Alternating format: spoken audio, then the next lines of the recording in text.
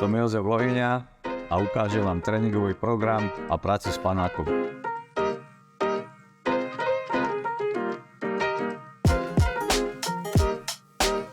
Ukážeme si základnú prácu nôh, prechody z jedného kolena na druhé s pomocou panáka.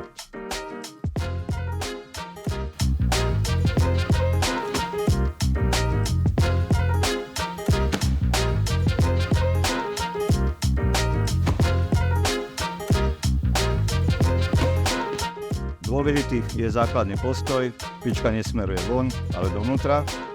Koleno není od panáka ďaleko, je pri panákovi. Práca rúk, berem si ho za ramena alebo pod ramena, zdvihnutie panáka a prechod na druhé koleno. Keď som ďaleko, pristúpim znova. Hop.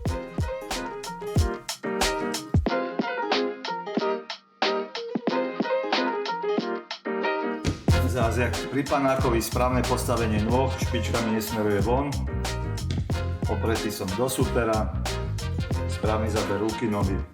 Teraz keď super sa bráni, prehodím hlavu, ja prechádzam na druhú stranu.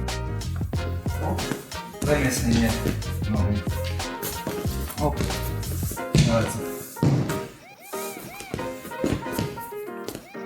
Správne postavenie.